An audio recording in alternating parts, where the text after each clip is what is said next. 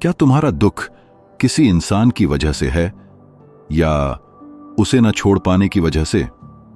यह सवाल सीधा दिल पर चोट करता है, क्योंकि कई बार जो दर्द हमें सबसे ज्यादा तोड़ता है वो किसी की हरकत नहीं, हमारी पकड़ होती है।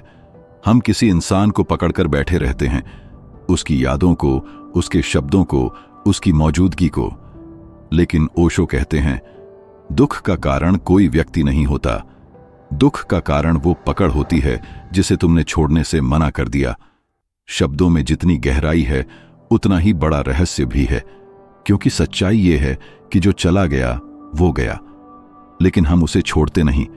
हम उसे अपने भीतर कैद कर लेते हैं, अपने मन में, अपनी रातों में, अपनी तन्हाई में।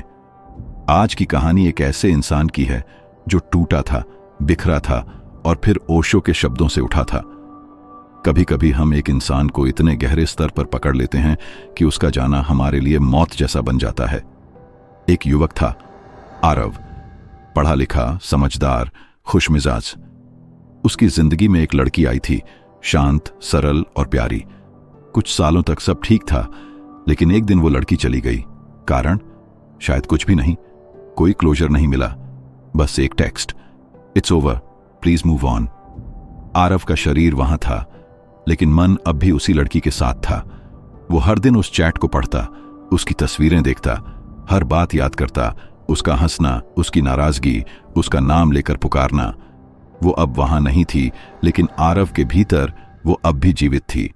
ओशो कहते हैं, तुमने कभी ध्यान दिया, जो लोग चले जाते हैं हम उन्हें पकड़कर अपने भीतर बैठा लेते हैं।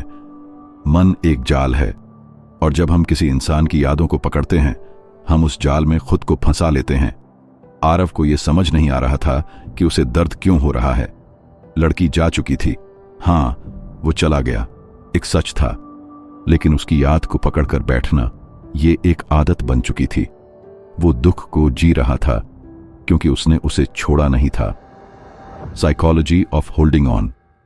जब कोई इंसान हमें छोड़ता है, हम सिर्फ उसके जाने से दुखी नहीं होते, हम उस भविष्य से दुखी होते हैं जो हमने उसके साथ इमेजिन्ड किया था। हम उस इमेज को पकड़ते हैं, उस फैंटेसी को, और जब वो टूटती है तो हम टूटते हैं।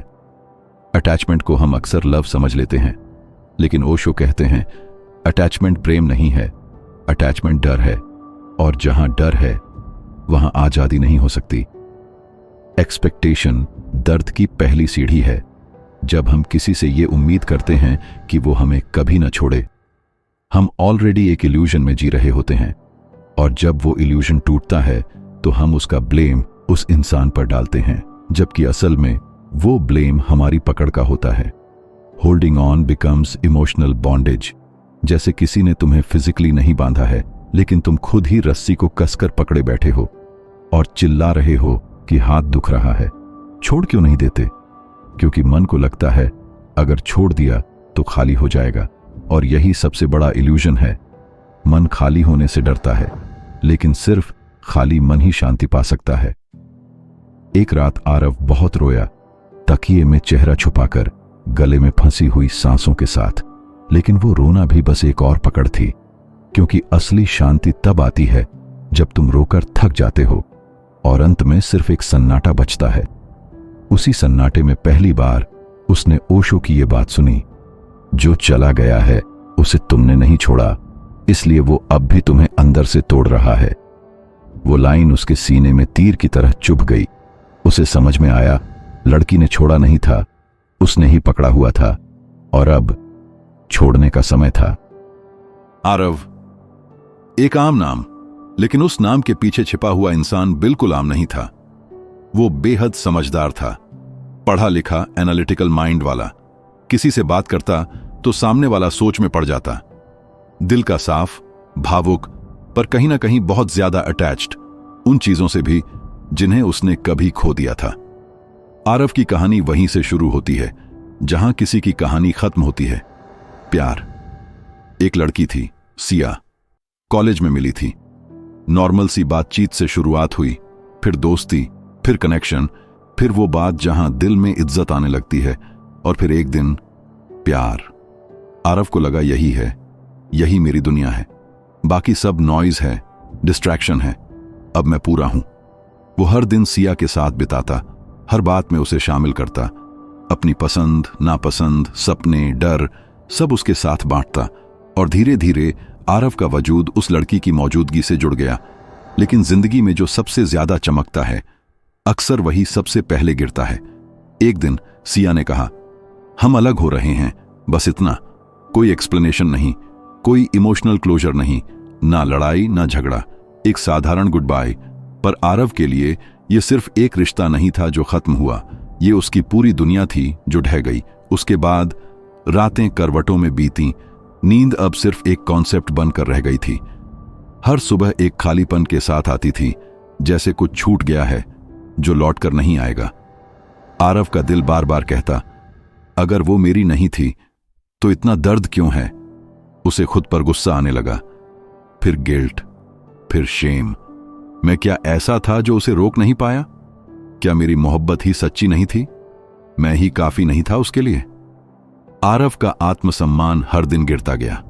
वो अपने आप को कंपेयर करने लगा हर उस लड़के से जो शायद सिया की जिंदगी में होगा या हो सकता था। उसे एंग्जाइटी होने लगी। दिमाग में एक ही लूप चलता रहा, क्या उसने मुझे कभी प्यार किया था? हर दिन एक इमोशनल टॉर्चर बन गया। लोग कहते थे, भूल जाओ उसे, लेकिन कैसे? भूलना तब आसान होता है जब तुमने कम महसूस किया हो। आरव ने अपनी जान लगा दी थी उस रिश्ते में।